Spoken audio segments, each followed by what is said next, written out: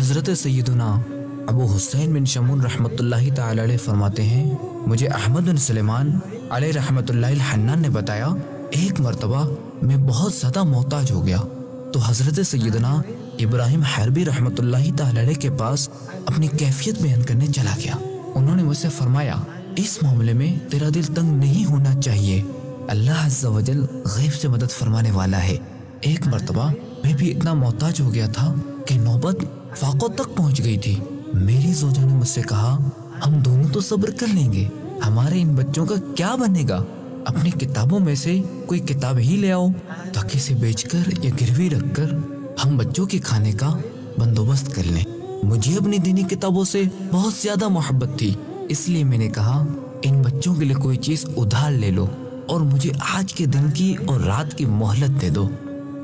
میرے گھر کی دہلیز پر ایک کمرہ تھا جس میں میری کتابیں بھی تھیں۔ میں وہیں بیٹھ کر کتابوں کا مطالعہ اور تحریری کام کیا کرتا تھا۔ اس رات بھی میں اسی کمرے میں تھا کہ کسی نے دروازہ کھٹکھٹایا۔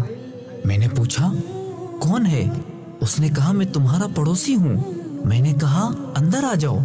اس نے کہا، پہلے چراغ بجھاؤ تب میں داخل ہوں گا۔ میں نے چراغ پہ برتن اوندھا کر دیا اور کہا، آ جاؤ، اور وہ اندر آیا اور میرے پاس کوئی چیز چھوڑ کر چلا گیا۔ میں نے چراغ سے برتن ہٹایا تو کیا دیکھتا ہوں کہ ایک نہایت ہی قیمتی رومال ہے جس میں مختلف قسم کے کھانے اور 500 درہم ہیں۔ میں نے اپنی بیوی کو بلایا اور کہا، بچوں کو جگاؤ تاکہ وہ کھانا کھا لیں۔ دوسرے دن ہم پر جتنا قرض تھا وہ انہی درہم سے ادا کر دیا۔ پھر خراسان سے حاجیوں کے قافلوں کی آمد کا وقت آ گیا۔ اگلی رات میں اپنے گھر کے دروازے پر بیٹھ گیا۔ کیا دیکھتا ہوں کہ ایک ساربان ساز و سامان سے لدے 2 اونٹ لے آ رہا ہے اور وہ ابراہیم حربی کے گھر کے بارے میں پوچھ رہا ہے۔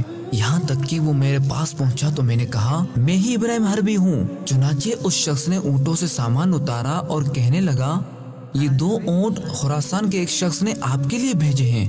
میں نے پوچھا، وہ نیک شخص کون ہے؟ کہنے لگا، اس نے مجھ سے قسم لی تھی کہ میں اس کے متعلق کسی کو نہ بتاؤں، لہٰذا میں آپ کو اس کا نام نہیں بتا سکتا۔ دیکھا آپ نے، ہمارے بزرگان دین کو اپنی دینی کتابوں سے کتنی محبت تھی۔ اللہ عز و جل ہمیں بھی دینی کتابوں سے محبت عطا فرمائے، آمین۔